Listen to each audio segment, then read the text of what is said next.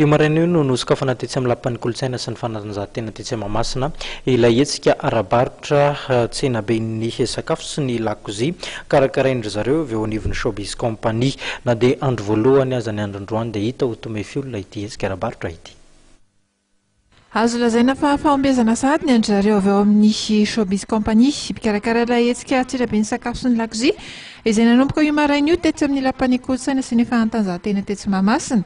Na dia andro voalohany aza androany ary na dia nangatsitsika ihany dia hita fa efa maro be sahady ireo mpitsidika tonga teny an-toerana.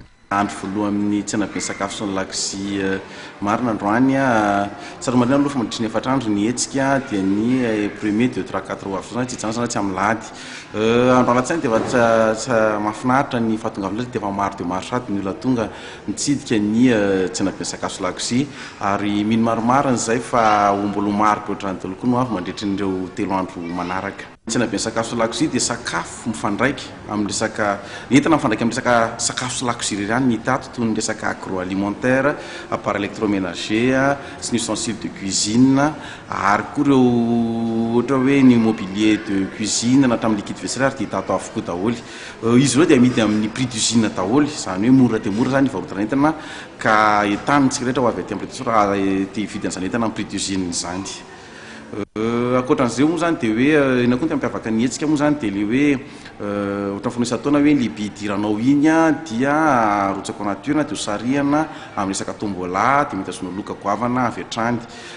Vao tamin'ity taona ity koa moa zany ny amin'ny resaka hoe concours de cuisine amateur andra moa ny inscription ary mandritry ny 3 andro raha somasapotsady fanaovana fanitsanana ka na le tombola na le concours dia azona loka lehibe toy ny frigo, lafaoro sy kojakojan-dakozia isan-karazany. Anisan'ny tena nahaliana ny olona teny ireo kojakoja fampiasa an-dakozia isan-karazany teo ihany koa ireo karazan-tsakafo marobe izay ranto amin'ny trano eva amaherin'ny 200. Zao. Zany anao coupe frite sika, tsokosika ty ohatran' zao eto. Apetraksika ohatran' zao eto. Rehefa mipetraka eo io dia ohatran' zao fotsiny dia masaka le coupe frite ohatran' zao. Anao rogay indray anao avadikinao ty ato. Raisinao ohatran' makasaka tomaty petaka eo resena fotsiny zao. Akandray nareo tongolo zao dia vita ny rogay sika tonga dia rogay vita.